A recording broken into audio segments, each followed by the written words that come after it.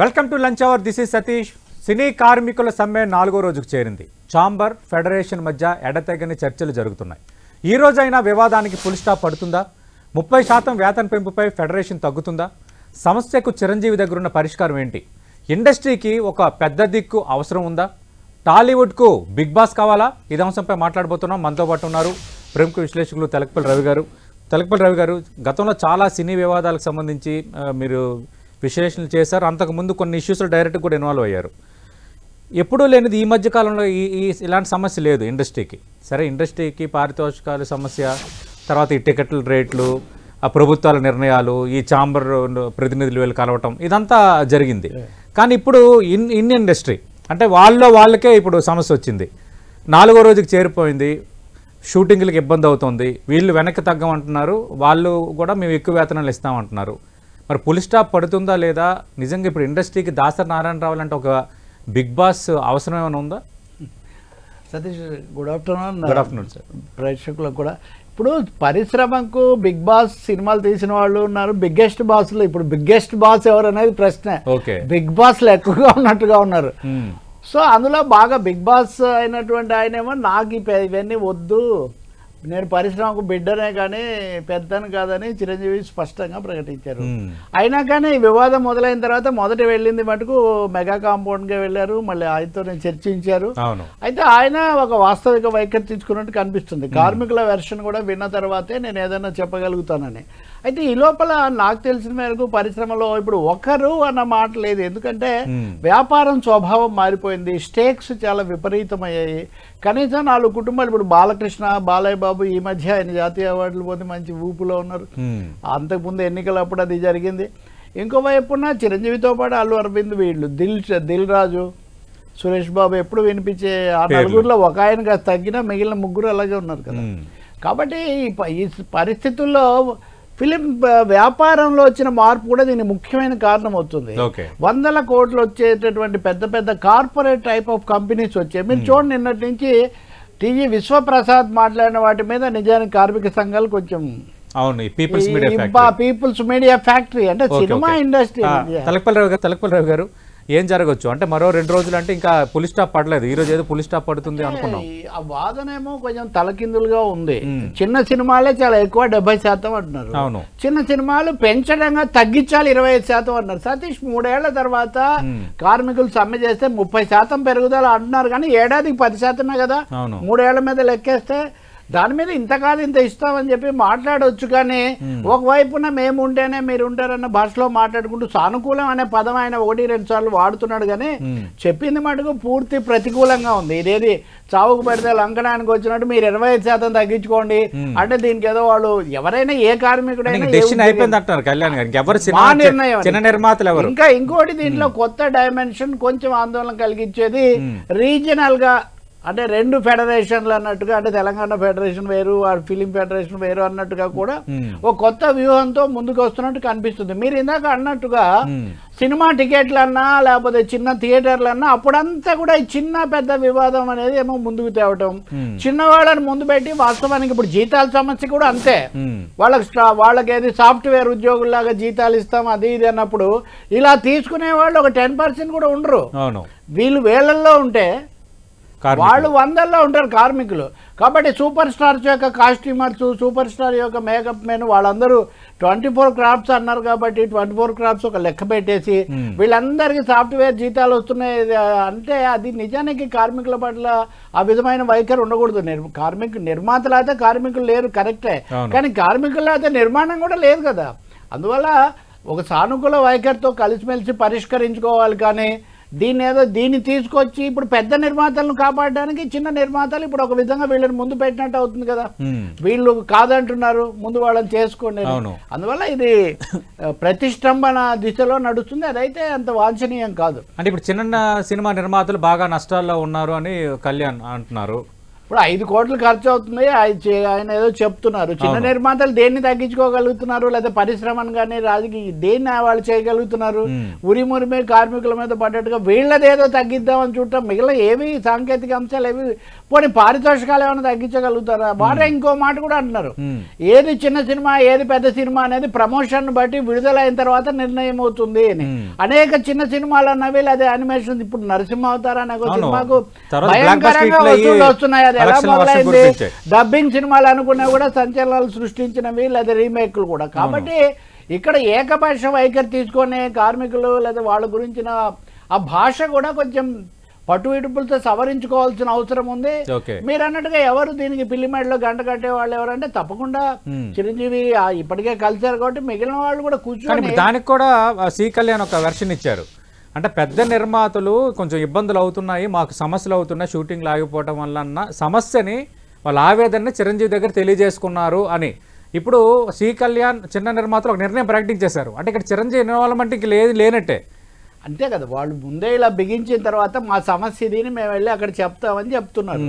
వాళ్ళైనా ఇద్దరిని కూర్చోబెట్టి పరిష్కారం చేయగలుగుతారు, మాట్లాడగలుగుతారు. కానీ ఆదేశాలు అయితే ఇక్కడ ఏమీ ఇవ్వడానికి లేదు. ఇక్కడ ఆదేశాలు ఇచ్చే పరిస్థితి కాదు కదా. కానీ ఇక్కడ అధికార సమస్య ఒకరిని ముందు పెట్టి వ్యూహాత్మకంగా ఇక్కడ విభజన కూడా ఏమనే ఒక ప్రధాన అంశం చూసాం. యూనియనే ఎందుకు, యూనియన్ వాళ్ళని ఎందుకు తీసుకోవాలి? ప్రతి చోట కార్మికుల యొక్క సంఘం పెట్టుకునే హక్కును ఆపడం, యూనియన్లు వద్దని చెప్పడం, పోటీ యూనియన్లు తేవడం, ప్రాంతాల మధ్య పెట్టడం, ఇదంతా కూడా పరిశ్రమకు అవసరం లేని వ్యవహారం. కాబట్టి వాళ్ళతో సహేతుకమైన చర్చలు జరిపి ఒక పట్టు విడుపులతో పరిష్కరించుకోవాలి. ప్రపంచ కార్మికుల ఏకం కండి అన్నట్టుగా కార్మికులు తెలంగాణ, ఆంధ్ర, చెన్నై అది కాదు కదా సమస్య. చెన్నై అంటే వేరు, అక్కడి నుంచి ఇక్కడికి వచ్చింది. కాబట్టి అందువల్ల దీని ఆ విధమైన రాజకీయ మార్పులు తీసుకోకూడదు. ఇంకోటి కూడా మంత్రి కోమటిరెడ్డి వెంకటరెడ్డి ఆయన కూడా వీళ్ళని బలపరుస్తూ మాట్లాడారు. కాబట్టి ఇదేదో మళ్ళీ ఇండస్ట్రీ వర్సెస్ అని గతంలో కూడా ఇలాంటి వెర్షన్స్ మనం టికెట్ వారప్పుడు కానీ నిన్న ఆ సినిమా పుష్పది కూడా నిన్ననే ఎన్హెచ్ఆర్సీ నివేదిక అవన్నీ. కాబట్టి దేన్ని ఎలా చూడాలో చట్టబద్ధంగా చూడటం, పనిచేసే కార్మికులకు మీరు 30% ఇవ్వలేదు 20% ఇస్తామని వాళ్ళని ఒప్పించండి. కానీ 30% పెంచమని వాళ్ళు అడుగుతుంటే మేము 25% కోతకు వస్తామంటే ఇది యాంటీ క్లైమాక్స్ లాగా ఇది తయారవుతుంది. సో ఈ బిగ్ ట్విస్ట్ నుంచి బిగ్ బాస్ ఎవరైనా ముందుకు వచ్చి కొంచెం దీన్ని సహేతుకమైన పరిష్కారం చేయాల్సి ఉంది. అంటే ఇప్పుడు గతంలో ఇలాంటి ఇష్యూస్ వచ్చేటప్పుడు ఉదయం వేళకి ఇటు ఫెడరేషన్ కానీ ఛాంబర్ కానీ ఇలాంటి నేతలు వీళ్ళందరూ దాసనారాయణరావు ఇంట్లో ఉండేవాళ్ళు. దాసరి ఒక పెద్దగా అందరితో మాట్లాడి ఒక సమస్యకు పరిష్కారం దొరికేది. అంటే ఇప్పుడు దాసనారాయణరావు లాంటి ఒక బిగ్ బాస్ లేని లోటు ఏమైనా కనిపిస్తుందా?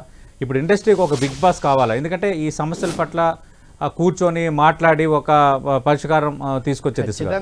ఖచ్చితంగా ఒకరు దీని అంతా భుజాన్ని మోసే చేసేవాళ్ళు లేకపోవడం అలా ముందుకు రాలేని వాతావరణం కూడా. చిరంజీవి గారు నిన్నే మాట్లాడుతున్నారు కదా, ఎమోషనల్ గా మాట్లాడారు. నన్ను టార్గెట్ నేను ఈజీ టార్గెట్ గా ఉన్నాను, వీళ్ళందరికీ ఈజీ టార్గెట్ గా ఉంది. ఇప్పుడు ఉదాహరణకు జూబ్లీ హిల్స్ లో చిరంజీవి పోటీ చేస్తారని నేను ఎవరు, ఉప ఎన్నికలో చిరంజీవి పోటీ చేయడం ఏంటి, ఆయనకు మంత్రి పదవి ఆఫర్ ఇయటం ఏంటి, అంటే కథలు రాజకీయాలు ఏవేంటే వస్తున్నాయి.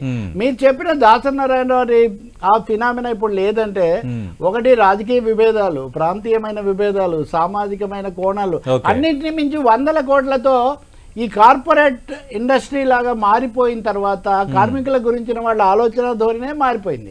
అలాగే పెద్దరికము, పరిశ్రమ, మనం ఇవి చూసుకోవాలనేది కూడా తగ్గింది.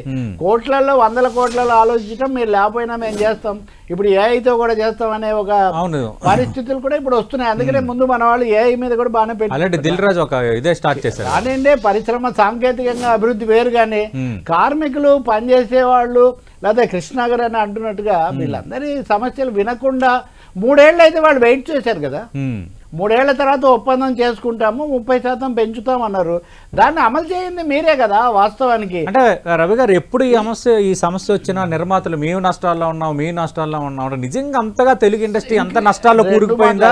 నిర్మాతలు అసలు ఏమీ తెలుసుకునే పరిస్థితుల్లో ఒకవైపేమో ఆస్కార్ లెవెల్కి వెళ్ళిపోయాము, అంతర్జాతీయంగా మోగిపోతుంది Telugu industry, pan India concept తెచ్చిందే మనమని ఒకవైపునేమో ఇవన్నీ చెప్పుకుంటే, ఇవన్నీ తాజ్మహల్ నిర్మాణానికి రాళ్ళెత్తిన కూలీలు ఎవరని వీళ్ళందరూ లేకుండానే ఇవన్నీ వచ్చాయండి. ఎవరు చేశారండి? చిన్న సినిమా అయినా పెద్ద సినిమా అయినా కుర్చీ మోయడము, కెమెరా పెట్టడము ఏమి మారవు కదండి. ఎవరో అంటున్నారు నిన్న, అదే సుప్రసాద్ కామెంట్ అదే, స్కిల్ వర్కర్ లేరు కాబట్టి మేము స్కిల్డ్ వర్కర్లను తెస్తాము అంటే, మీరు స్కిల్డ్ గా తీస్తే ఈ సినిమాలు ఎందుకు మరి చిన్న ఫ్లాప్ అయిపోతున్నాయి? అది కూడా మీరు ఆలోచించుకోవాలి కదా.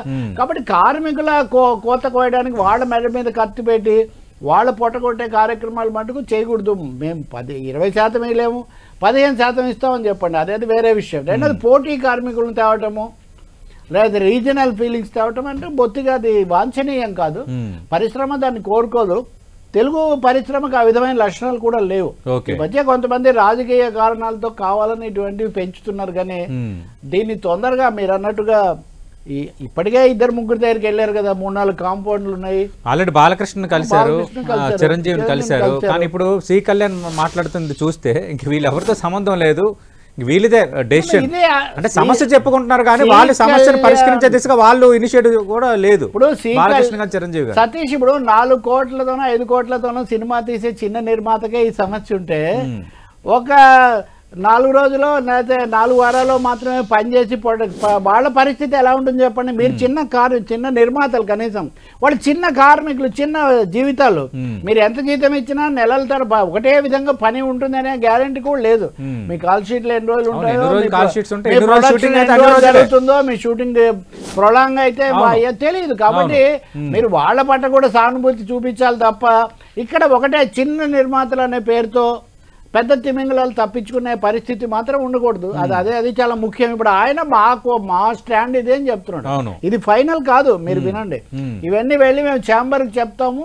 ఛాంబర్ ద్వారా ఇటు నుంచి ఫిలిం ఫెడరేషన్ 24 క్రాఫ్ట్తో గురించి ఇటు నుంచి ఛాంబర్. సో వాళ్ళు మాట్లాడాలి. కనీసం అప్పటికైనా ఇవన్నీ కూడా వ్యూహాత్మ. అందుకనే మీరు ఇవన్నీ చెప్పే 2 రోజుల్లో పరిష్కారం అవుతుంది అన్నాడు. మరి ఈ చెప్పే ప్రకారం 25% తగ్గించుకోవడానికి అయితే ఎవరైనా ఒప్పుకుంటారా?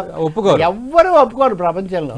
మరి 30% పెంచమన్నప్పుడు ఉన్న దాంట్లో 25% తగ్గించుకోవడం ముందుకు రారు. వాళ్ళ రెండో కోరిక కూడా మీరు చూడండి, ఎప్పటి డబ్బులు అప్పుడు ఇవ్వాలి, ఏ రోజుకి ఆ రోజు డబ్బులు ఇవ్వాలన్నారు. అది కూడా ఇవ్వట్లేదు ఇప్పుడు. అంటే అవి కూడా బకాయిలు ఉండిపోవటము లేకపోతే వాయిదాలు పట్టడం జరుగుతుంది. కాబట్టి వాళ్ళు చెప్తున్నారు. సో వాళ్ళ బాధ, మనము బాధలు చాలా బాగా చూపిస్తామండి. సెంటిమెంటల్ సినిమాలు తీస్తాము, మనం అంతా కార్మిక నాయకులుగా వేషాలు వేస్తాము, కార్పొరేట్లను ప్రతిఘటిస్తాము. కానీ అచ్చంగా అదే కల్చర్ తెచ్చి ఇక్కడ అంటే అది ఎలా కుదురుతుందండి? కార్మికులు లేదా కెమెరా బాయ్లు, ఎల్వి ప్రసాద్ గారు కూడా చాలా చిన్న దాని నుంచే వచ్చి ఇప్పుడు ఇంత పెద్ద ఐమాక్స్ల దాకా వచ్చారు. అవును. కాబట్టి ఈ వాస్తవాలను గమనించకుండా దీని ఏదో రాజకీయంగానో లేకపోతే మనుషుల 1-2 సమస్యలు ఉన్నాయి. ఈ సంఘాలు కూడా అనేక సంఘాలు ఉన్నాయి. ఈ నాయకుల్లో 1-2 ఆరోపణలకు గురైన వాళ్ళు కూడా ఉన్నారు. కానీ ఈ సమయంలో వాళ్ళని కాదు కదా చూడాల్సింది, పరిశ్రమను చూడాలి. రెండోది సరే, దిల్ రాజు లాంటి వాళ్ళు ఆయన ఫిలిం ఫెడరేషన్ అధ్యక్షుడిగా కూడా ఉన్నాడు కాబట్టి చొరవ తీసుకొని అటు ప్రభుత్వం కూడా కార్మికుల కోరికలు పరిష్కరించాలంటుంది. మరి కార్మికులకు అనుకూలంగా కాబట్టి మీరు ఇందాకన్నా బిగ్ బాస్లు ఎవరైనా సరే అక్కడ చైర్లో అయితే దిల్ రాజు లాస్ లేకుండా చూడాలి. క్లాసులు మాత్రమే బిగ్ లాభం. అంటే ఇప్పుడు అదే నేను అదే అంటున్నాను. సరే, ఇప్పుడు చిరంజీవి ఆల్రెడీ రన్నింగ్ స్టార్గా ఉన్నారు, ఆయన సినిమాలు ఆయన యాక్టివ్గా ఉన్నారు. మురళీమోహన్ నాకు ఇచ్చిన ఇంటర్వ్యూలో ఆయన చెప్పారు, మేము పెద్దగా ఉండమని కోరాము చిరంజీవిని, నేను ఇప్పుడున్న పరిస్థితుల్లో ఉండలేను, నేను కూడా సినిమా దీంట్లో ఒక సభ్యుని అని అన్నారని ఆయన ఒక ఇంటర్వ్యూలో చెప్పారు. ఇప్పుడు బాలకృష్ణ ఆయన కొంచెం యాక్టివ్గానే ఉన్నారు. కానీ ఇంకా మిగతా నటులు అంతకుముందు అంటే మురళీమోహన్ కానీ, మోహన్ బాబు ఇలాంటి చాలామంది నటులు కూడా ఉన్నారు. అంటే వాళ్ళందరూ ఇన్వాల్వ్ అవ్వాల్సిన పరిస్థితి ఉందా, లేదంటే మరి సమస్య ఎప్పుడు పరిష్కారం అవుతుంది? ఎందుకంటే ఇద్దరు తగ్గేటట్టుగా లేరు రెండు వైపులా. అంటే ఇక్కడ నిర్మాతల వాళ్ళ పరిస్థితి కూడా ముఖ్యంగా వస్తుంది. టాప్ నాచ్ నిర్మాతలు 4-5 ఉన్నారు అనుకుంటే, ఆ ప్రొడక్షన్ హౌస్లు కూడా 4-5 ఉన్నాయి అనుకుంటే, ఇప్పుడు సినిమా నిర్మాణం కూడా మారింది కదా. ఎవరో నిర్మాత చొరవ మీదే కాదు, వాళ్ళను ఫైనాన్స్ చేసేవాళ్ళు లేకపోతే వాళ్ళని ప్రమోట్ చేసేవాళ్ళు, అయిన తర్వాత తీసుకునేవాళ్ళు, అసలు రెగ్యులర్ బేసిస్ మీద కథలు వింటూ తీస్తుంటాం అనేవాళ్ళు అనేక మంది ఉన్నారు. పని స్వభావంలో వచ్చిన ఈ మార్పును కూడా మనం ఒకటి గమనించాల్సి ఉంటుంది. రెండోది, ఎక్కువ మందిని ఇన్వాల్వ్ చేసే big ticket productions, small productions కూడా వస్తున్నాయి. కాబట్టి పట్టు విడుపులతో అనేక కోణాల్లో దీన్ని పరిష్కారం చేసుకోవాల్సి ఉంటుంది. నిర్మాతలు చొరవ తీసుకోవాలి. ఇప్పుడు ఆ 4 కాదు, ఒక ఆయన లేడన్నాడు కాబట్టి ఆ 3 అనుకోండి, ఆ 3 ప్లస్ ఈయన ఒకడైతే ఉన్నాడు కదా, కాబట్టి ఈ 4. అంటే ఇప్పుడు చిన్న నిర్మాతలు అయితే వాళ్ళ నిర్ణయం ప్రకటించారు, అంటే ఛాంబర్కి చెప్తామని చెప్పారు. మరి వీళ్ళ నిర్ణయం నేపథ్యంలో మీ అంచనా ఏంటి? పెద్ద నిర్మాతలు ఎలా రెస్పాండ్ కావచ్చు? ఎందుకంటే చిన్న నిర్మాతలు ఏమంటున్నారు, మా జోలికి పట్టదు, మేమే నష్టాలు ఉన్నాం అంటున్నారు. అంటే ఇండైరెక్ట్ గా ఇప్పుడు పెద్ద సినిమాలకి మీ డిమాండ్ మీరు చేసుకోండి చెప్పడమే కదా అది. ఇప్పుడు చిన్న నిర్మాతల పట్ల మనం సానుభూతి చూపించవచ్చు, కానీ ఏదో గీత గీసేసి చిన్న నిర్మాతలు పెద్ద నిర్మాతలు అట్లేమి శాశ్వతంగా ఏమి ఉండదు. చిన్న సినిమానే పెద్ద సినిమా అవుతుంది, ఆ దెబ్బతిండే పెద్ద సినిమా ఆయన కూడా మళ్ళీ చాలా మంది కనబడని వాళ్ళు కూడా మనకు ఉన్నారు. కాబట్టి ఇవన్నీ కూడా వ్యూహాత్మకంగా చర్చల కోసం చేస్తున్నటువంటి మాటలని నేను అనుకుంటాను. చిన్న నిర్మాతలు మా మీద ఎక్కువ భారం మోపకండి అన్నట్టుగా వాళ్ళు చెప్పడానికి, మెసేజ్ కన్వే చేయడానికి చేస్తున్నట్టున్నారు. పెద్ద నిర్మాతలు అనే వాళ్ళు ఇందాక నేను చెప్పిన లాంటి వాళ్ళు మీ స్కిల్ చాలదు, మీరే ఎందుకు మేము ఎవరినైనా తెచ్చుకుంటామని వాళ్ళు ఆల్రెడీ బెదిరిస్తున్నారు. కాబట్టి కార్మికులు ఏమి దిగి వచ్చే పరిస్థితి ఉండకపోవచ్చు. ఈ ప్రతిష్టంభన కొనసాగుతుంది. తప్పకుండా వాళ్ళ బాధలను తీర్చే విధంగా తమ మాట నిలబెట్టుకునే విధంగా. వీళ్ళు 30% ఇవ్వమంటున్నారు, వీళ్ళు కావాలంటున్నారు. మీరు సినిమా రంగంపై పూర్తి అవగాహన ఉన్న వ్యక్తిగా, వాళ్ళతో కొంత అనుబంధం ఉన్న వ్యక్తిగా మీరేమంటారు? మధ్య మార్గంగా ఇది తెగాలంటే ఏం చేస్తే బెటర్? తప్పకుండా వీళ్ళు రెండు స్టాండ్స్కు మధ్యలో ఒక ఫిగర్ ఏదో రూపొందించుకోవాల్సినటువంటి అవసరం ఉంటుంది. రెండోది వాళ్ళు 2 షరతులు వీళ్ళు 4 షరతులు అంటున్నారు. కాబట్టి మీరు అన్నట్టుగా చేంబరు ఫిలిం ఫెడరేషన్ కూర్చొని ఒక మధ్య మార్గంలో వీళ్ళు పరిష్కారం చేసుకోవాల్సి ఉంటుంది. మూడవది దీని ఏదో నిర్మాతలకు సంబంధించిన సమస్యగా పక్కదో పట్టించడం వల్ల కూడా ఉపయోగం లేదు. వాళ్ళ జీతభత్యాలు సమస్యల మీద ఆ కోణంలో వెళ్తే చాలా మంచిది. దీన్ని ఒక ఘర్షణ వైపు, లేకపోతే ఏదో 2 శిబిరాలు వైరుధ్యాల వైపు స్టూడియోలో కొట్టుకున్నారని దాని మీద సి కళ్యాణ్ రెస్పాండ్ అంటే మీరు ఎప్పుడైనా రూపం మార్చుకుంటుంది అనుకోవాలి. ఇప్పుడు వ్యవసాయ కార్మికులు సమ్మె చేస్తే కూడా పక్క ఊరు నుంచి తీసుకొని వస్తే వాళ్ళని అడ్డుకుంటారు. అది పద్ధతి కాదు. విభజన అనేది ఎప్పుడు కూడా డివిజన్ లేదా కాంపిటీషన్ వాళ్ళ మధ్య పెట్టకూడదు. మీరందరూ కూర్చొని మాట్లాడండి బాబు అంటుంటే వాళ్ళ మధ్యలో చీలిక పెడతామంటే చీలిక ఈ రోజు పెట్టినా కార్మికులు మళ్ళీ కలిసే పోతారు. కార్మికులు ఉద్యోగులు అనేవాళ్ళు ఒకవేళ హై బ్రాకెట్ ఉందనుకోండి, మీరు దాని గురించి మీరు మాట్లాడుకోండి. ఒకటి సతీష్, మీరు హీరో అనుకోండి, మీరు నాకు ఫలానా కాస్ట్యూమరే కావాలంటే మీకు ఎంతైనా ఇచ్చి మీ నిర్మాత తీసుకొస్తాడు. కాబట్టి వాళ్ళను ఎవరో చెప్తున్నారు, హీరోయిన్ కి వచ్చే అసిస్టెంట్స్ కి కొందరికి 2-3 లక్షలు కూడా ఇస్తారంట. వాళ్ళకి కూడా వాళ్ళు డిసైడ్ చేసి మెనూ ఇస్తారని అంటే చెప్తున్నారు. అంటే కొంచెం ఆ లెవెల్లో ఉన్నాయి ఇప్పుడు. కాబట్టి మార్కెట్ గానీ పారితోషికాలు గానీ ఎంతమంది వాళ్ళు 100లో ఉంటే మీరు వేలల్లో ఉన్నారు. కాబట్టి మీరు 1000 మందిని దృష్టిలో పెట్టుకొని పరిష్కారం చూసుకోవాలి. దానికి కావాలంటే మీరు ఇంకేమైనా మినహాయింపులు మీరు పెట్టుకోవచ్చు, అది వేరే విషయం. రైట్, చూద్దాం సార్ మరి ఇంకా ఏం జరగబోతుందో. థ్యాంక్ యూ తెలకపల్లి రవి గారు. మనం చూస్తున్నాం ఇంకా వివాదం మిగిలే ఉంది. ఇక 2-3 రోజులు పట్టే అవకాశం కూడా కనిపిస్తుంది. చిన్న నిర్మాతలు అయితే మేము ఇప్పుడున్న 30% పెంపు సంగతి పక్కన పెడితే ఇప్పుడున్న దాంట్లోనే 25% తగ్గి ఇస్తాము, బాగా నష్టాల్లో ఉన్నాము, ఇదే అంశాన్ని ప్రొడ్యూసర్ కౌన్సిల్ ద్వారా ఛాంబర్కి చెప్పబోతున్నామని కొద్దిసేపు కిందటే నిర్మాత కళ్యాణ్ ఒక ప్రకటన చేశారు. మరి పెద్ద నిర్మాతలు ఎలాంటి నిర్ణయం తీసుకోబోతున్నారు? ఇప్పుడు ఈ బంతి ఎఫ్డీసీకి వెళ్ళింది, అంటే గవర్నమెంట్ కూడా ఇన్వాల్వ్ అవుతున్న నేపథ్యంలో దిల్ రాజు ఎలా రెస్పాండ్ కాబోతున్నారు? కోమటిరెడ్డి వెంకటరెడ్డి రేపు ఢిల్లీ నుంచి వచ్చిన తర్వాత కూడా నేను ఇన్వాల్వ్ అవుతా ఉన్నారు. కాబట్టి మరి వీళ్ళందరూ ఇన్వాల్వ్ అయిన తర్వాత చర్చలు సఫలీకృతం అవుతాయా? నిర్మాతలు వెనక్కి తగ్గకపోతే పరిస్థితి ఏం జరుగుతుంది? కార్మికులు ఎలా రెస్పాండ్ అవుతారు? మధ్య మార్గంగా ప్రభుత్వం చెప్పిన మాట నిర్మాతలు వింటారా వినరా? ఇలాంటి అన్ని అంశాలు ఇప్పుడు తెర ముందుకు వస్తున్నాయి. ఓవరాల్గా అయితే ఒక బిగ్ బాస్ లేరు, దాసర్ లాంటి వ్యక్తి లేరు, ఓపికగా కూర్చుని మొత్తం అందరితో ఈ సమస్య పరిష్కారం దిశగా అడుగులేసినంత వరకు అన్న వాతావరణం అయితే కనిపిస్తోంది. ఆల్రెడీ చిరంజీవి, బాలకృష్ణ లాంటి అగ్రనటులు ఉన్నా ఆల్రెడీ వాళ్ళు యాక్టింగ్ చేస్తుండడం, మార్కెట్లో ఉండడం, కొంత ఎంగేజ్ అయి ఉన్న నేపథ్యం అనేది ఒకటైతే, గతంలో కూడా వాళ్ళు సమస్యలు ఇలాంటి సమస్యలు వచ్చేటప్పుడు పెద్దన్న పాత్ర పోషించడానికి అంతగా సంసిద్ధత వ్యక్తం చేయలేదు. మరి ఇప్పుడు ఏం జరగబోతోంది? ఇండస్ట్రీ దానికి తాను సమస్యను పరిష్కరించుకుంటుందా, లేక మళ్ళీ ప్రభుత్వమే ఒక గైడ్ లైన్స్, అంటే టికెట్ల విషయంలో గతంలో ఇచ్చినట్టుగా ఒక గైడ్ లైన్స్ ఏమైనా ఇవ్వబోతుందా? చూద్దాం ఏం జరగబోతుందో. ఇది వాళ్ళ లంచ్ అవర్ డిబేట్.